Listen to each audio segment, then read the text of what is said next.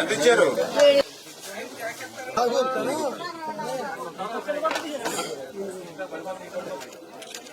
Okay sir.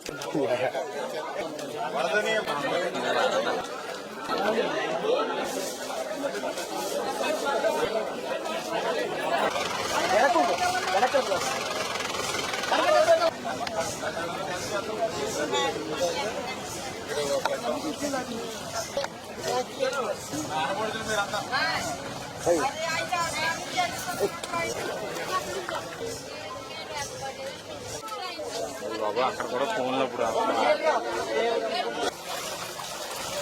ఈ యొక్క Telugu Desam, Janasena, BJP ప్రభుత్వాన్ని ప్రజలు ఏ రకంగా అయితే ఆశీర్వదించారో ఆ రకంగా కృష్ణమ్మ తల్లి కూడా ఈ యొక్క ఎన్డీఏ ప్రభుత్వాన్ని ఆశీర్వదించినట్టుగా ఉన్నటువంటి పరిస్థితి. అందుకే గత సంవత్సరం నుంచి అంత ముందు సంవత్సరం కూడా నిండినటువంటి శ్రీశైలం డ్యాము మరి ఈరోజు దాని కెపాసిటీ 215 టీఎంసీలు అయితే ఈరోజు ఆల్రెడీ 203 టీఎంసీల వరకు కూడా నీటి నిండినటువంటి పరిస్థితుల్లో ఏదైతే దానికి 5 స్పిల్వే గేట్లు కూడా ఈ రోజు ఓపెన్ చేసి కిందకి 1,35,000 క్యూసెక్కుల నీరు నాగార్జున సాగర్ ప్రాజెక్టుకి నిన్ననే విడుదల చేయడం జరిగింది. కృష్ణా డెల్టా ఏదైతే ఉందో వారికి కూడా త్రాగునీరు, సాగునీరు కూడా అందించేటువంటి విధంగా ఏదైతే శ్రీశైలంకి రోజుకి దగ్గర 4 లక్షల క్యూసెక్కులు పైబడి నీరు ఏదైతే వస్తుందో దాన్ని ఆ రోజే మేము క్యాలిక్యులేట్ చేసి రాయలసీమ పూర్తి అవసరాలు తీర్చేటువంటి విధంగా పోతిరెడ్డిపాడు ద్వారా నీటిని మేము విడుదల చేస్తూ ఉన్నాం. అదేవిధంగా ఏదైతే వెలుగోడు, అదేవిధంగా హంద్రీనివా వాటిని కూడా నీటిని విడుదల చేయమని ఆ రోజే వారం రోజుల క్రితమే ఆదేశించడం జరిగింది. అంచేత ప్రస్తుతం ఏదైతే పోతిరెడ్డిపాడు ద్వారా వెలుగోడు ద్వారా కూడా ఇవాళ రాయలసీమకి సాగునీరు, త్రాగునీరు కూడా వారం రోజుల నుంచి కూడా అందుతూ ఉంది.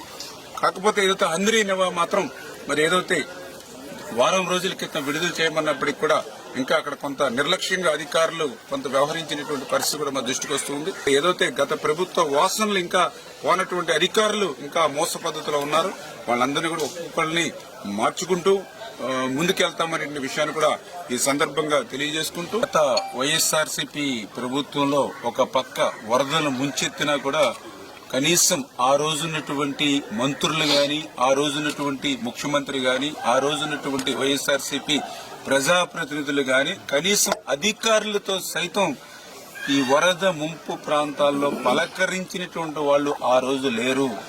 ఆ రోజు పసిపిల్లలకు సైతం పాల ప్యాకెట్లు కూడా లేక ఈ యొక్క వరద నీరుని కాసి వడపెట్టి ఆ వేడి నీళ్ళనే చంటి పిల్లలకి పట్టించినటువంటి పరిస్థితి, దుస్థితి గత వైఎస్ఆర్సీపీ పాలనలో మేము చూసాం.